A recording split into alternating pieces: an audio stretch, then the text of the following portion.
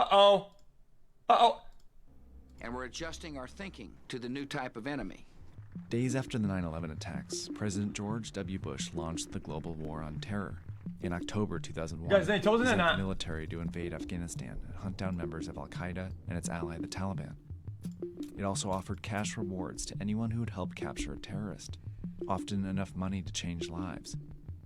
So many in Afghanistan and Pakistan took advantage of this offer and turned hundreds of men over, often with little evidence. The US then sent those men to secret prisons called black sites, where they interrogated and tortured them. But within a month, they started searching for a larger, permanent prison to consolidate all these prisoners, eventually settling on this old Navy base in Guantánamo Bay, Cuba. Wait. Yeah, this is a question, chat. Yes, was the embargo lifted in those years or not? Was it? Was it lifted? It was not, right?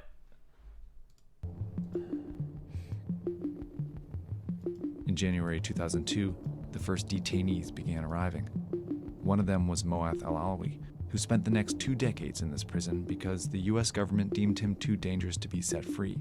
But they never charged him with a crime, and he's not alone. Hundreds of men were imprisoned in Guantanamo. Few were charged with a crime, some were tortured, and none received a fair trial. It's a prison that's operated outside the bounds of law. So how did the US get away with this? And why is Guantanamo Bay still open?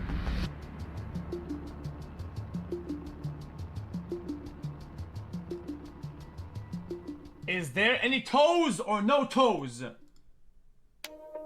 There are 2 myths about the people who were picked up. One is that they are all hardened, capable terrorists. The other is that they were all innocent shepherds. This is Dan Freed. He worked in the US Foreign Service for over 40 years and was assigned to Guantanamo in 2009. Yes, back in the days, okay, the US had an embargo, so like a no trade thing with Cuba, but Canada didn't, right? So it's actually it's actually a really cool, cheap, nice place to go to vacation, and everybody from where I'm from, everybody would go to vacation in Cuba, and it was kind of cool. I actually went once. The conclusion I had is there was kind of a bell curve. At one low end, there were actually hardened terrorists. Like this man, Osama bin Laden's personal secretary.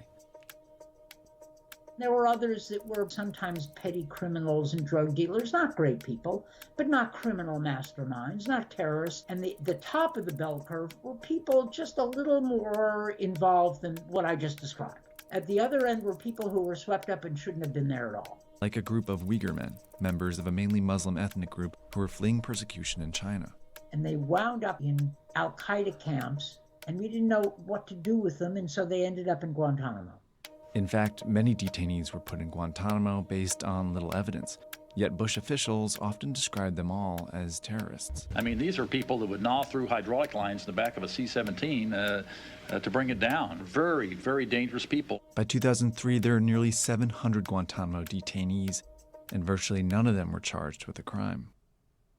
The American flag flies again over our embassy in Kabul. Terrorists who once occupied Afghanistan now occupy cells at Guantanamo Bay. The Bush administration chose Guantanamo Bay largely because of its unique location.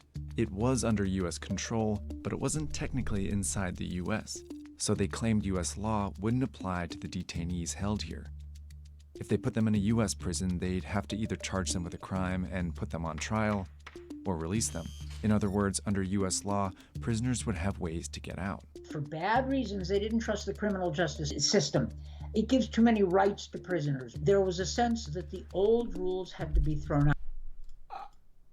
I'm not saying anything. The US also claimed that international law didn't apply to these detainees either, even though 196 countries, including the US, signed the Geneva Conventions, a set of laws protecting... Guys, if we sometimes forget about the context, okay, and we just try it, this is just it's not my opinion, it's a question almost, okay, and you forget the context and you just go, okay, black on white, is it a good thing that the government, I feel like, I'm asking, okay, is kind of using a loophole, and then they're talking about it publicly or whatever, and it's like, yeah, guys, we're using a loophole, and everybody's clapping and applauding.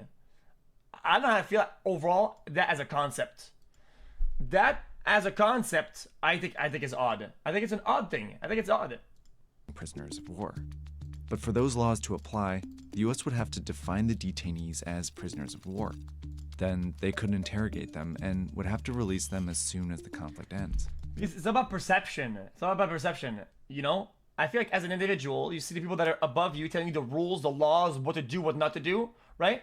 Then they do something, right? And then they kind of like, oh, guys, look, guys, we're having these people in a loophole. And you're like, okay, well, I mean, I feel like it's like, okay, then why don't I do a loophole then? Why don't you all do loopholes? We didn't want to give them those rights. Because we were so fearful of a new terrorist attack, we wanted to interrogate. And frankly, some parts of the U.S. government interrogated through torture.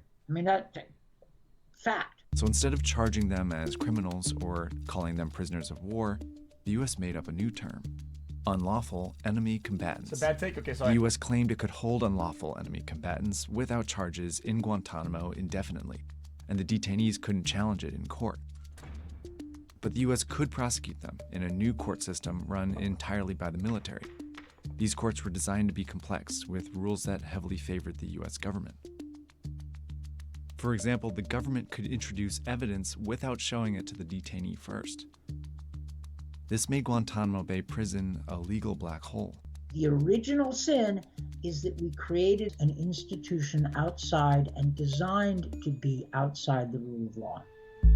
No more torture in our name! And shut it down and release everybody. Justice for Guantanamo detainees, now a cause célèbre among human rights activists. World leaders, allied governments, and U.S. politicians began calling for the closure of Guantanamo. Plus, Bush officials recognized that it was actually hurting the war on terror. Gitmo was also a great recruiting tool. There were all these terrorist videos about how evil the Americans were, and we have to fight back because they imprison people without any legal basis. They torture people. Eventually, the Supreme Court stepped in. In a series of decisions, the court ruled that Guantanamo detainees were entitled to challenge their imprisonment in court. It was clear the U.S. would soon have to let many of these detainees out. So the Bush administration reviewed every case and set up a transfer process. Pretty simple process, yeah. Move them back, mainly to Afghanistan. Nobody asked a lot of questions. Over a 5-year period, the Bush administration transferred 532 detainees and only convicted 3 through the military courts. 5 detainees died in the prison. 4 of them were reportedly suicides. Wait, what? Wait, only 3 were convicted, and on top of that, it was kind of like, it was rigged? Courts. 5 detainees died in the prison. 4 of them were reportedly suicides. That left 242 in Guantanamo when he left office, with some hope that the prison would close. Guantanamo will be closed no later than 1 year from now. On his second day in office, Barack Obama signed an executive order to close Guantanamo within a year. His administration split the detainees into 3 groups and laid out a plan with more paths out. The first group included about half the detainees, who would be transferred either to their home countries, or for those whose home countries were too dangerous or unstable, the U.S. would negotiate deals with other countries to take them. Or they'd be released to the U.S. This was the plan for the Uyghur men. A second group would be tried as criminals in a U.S. federal court, including 5 men who helped plan the 9/11 attacks. But that still left a third group. There was a category of people we didn't feel comfortable transferring, but without sufficient evidentiary basis to put them on trial. This final group of several dozen would be moved to a super-maximum security prison in Illinois. Then Guantanamo could be closed. It was a good enough plan. It had risk, but keeping Guantanamo open has risks too. Now, I believe that any plan to close Guantanamo that includes bringing these terrorists into the United States, Mr. President, is a mistake. To do so would be nothing short of an invitation for al-Qaeda to operate inside our homeland. In my view, these men are exactly where they belong. In Congress, Republican politicians fiercely opposed every aspect of the plan. They pushed back against transfers and putting any detainees on trial in the U.S. It will make America a more dangerous place, and it will allow them the platform to spew their hateful ideology. They even attacked the plan to move some into the Supermax prison.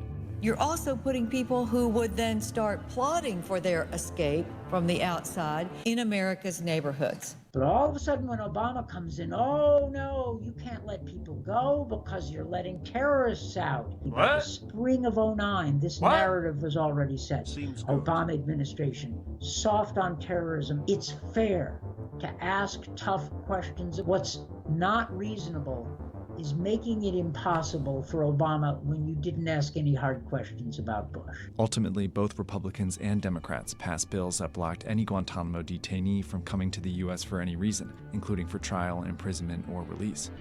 Then the Obama administration folded. They gave up at the first sign that it would take a lot of political capital to close Gitmo. But y'all made a big deal of it, so you better mean it. The Obama administration didn't mean it enough. The only two options detainees had stayed in place but got much harder. The military courts were extremely slow and ineffective. 3 convictions had been overturned by 2016, and transfers became more complicated. Many of the detainees were from Yemen, but couldn't be transferred back after conflict broke out there in 2011. So the U.S. would have to convince other countries to take them. That was Dan's job. For years and years, the American government has said, these are the worst of the worst. These are terrorist masterminds. And now I'm saying, no, they're actually not. We shouldn't have asked other countries to take them if we weren't willing to take them. Dan negotiated transfers for 17 Uyghur men who were not allowed to be released to the U.S. They'd been held in Guantanamo for more than a decade. Over 8 years, the Obama administration moved 197 detainees out of Guantanamo and convicted 5 through the military courts. 4 more died inside, 3 reportedly from suicide. That left 41 detainees with a new president who wanted to keep the prison open. We're going to keep, as you know, Gitmo, we're keeping that open, and we're going to load it up with bad dudes. In 2017, Donald Trump took office as a fervent supporter of keeping Guantanamo open. In 4 years, his administration only transferred out 1 detainee. In 2021, when President Biden took office, Moath al-Alawi had been in Guantanamo for 19 years. According to his testimony, he went on a series of hunger strikes to protest his detention and described his life as an endless horror movie. But on January 11, 2022, Biden approved Alawi and 4 others for transfer. For Guantanamo to close, the Biden administration needs to transfer the last remaining detainees.